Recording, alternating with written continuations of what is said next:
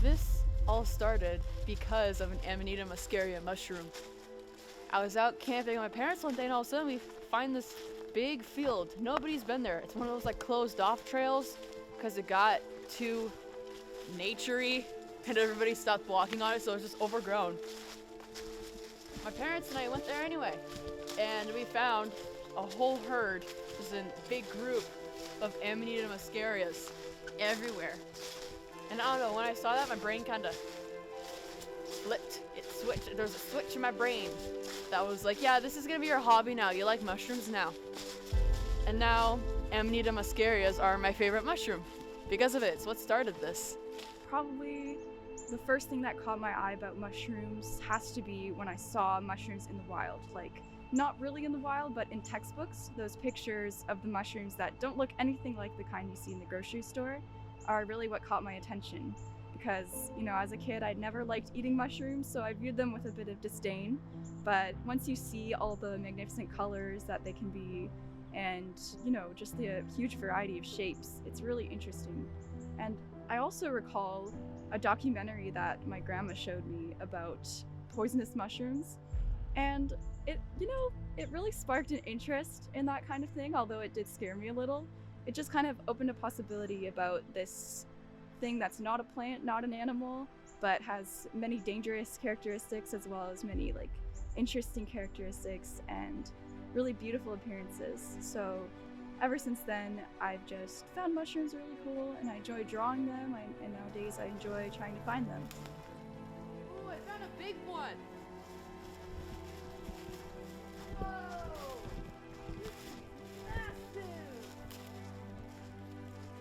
Oh my god, look at you! Oh, that is the biggest one I've ever seen on a log like that. Oh, it's so cool looking!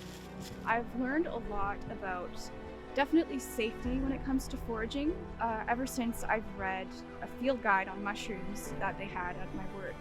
I realized that, one, there are a lot more mushrooms that are edible than I thought, and as well, there are some very, very dangerous ones even here in Ontario. So I've definitely learned that when foraging, you should do research before you go. You should make sure that you know what you're looking for and know how to identify them, because two kinds of mushrooms can look very, very similar and just have minute differences.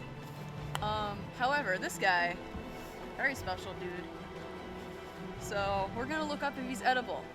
In terms of the field of mushrooms, my first experience with it starts with my grandmother, who is from the Czech Republic, and foraging mushrooms is like a countrywide activity there. So I always heard about them from her.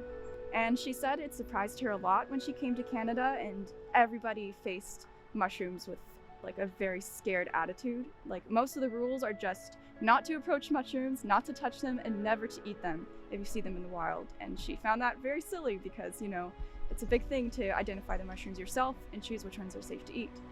We have reached the end of the trail, and as you can see, we have kind of reached an open field. You would like to say to people who are curious or want to work with mushrooms? I think what I mostly want to say is just to let your curiosity lead you and really enjoy exploring, taking your time, and looking at very close details to learn more about mushrooms and fungi. And take your field guide with you, use it to identify all these little things about them. It makes it worth it when you think about it. Nature brings people together. Nature brings people together.